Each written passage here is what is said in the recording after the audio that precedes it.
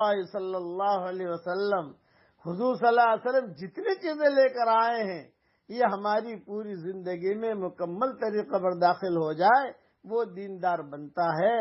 لن تنالوا البر حتى تنفقوا مما تحبون، تم نیکی کو نہیں پہنچ سکتے جب تک یہ جو چیز تمہیں پسند ہے اس کو اللہ کے راستے میں نہ خرچ کرو۔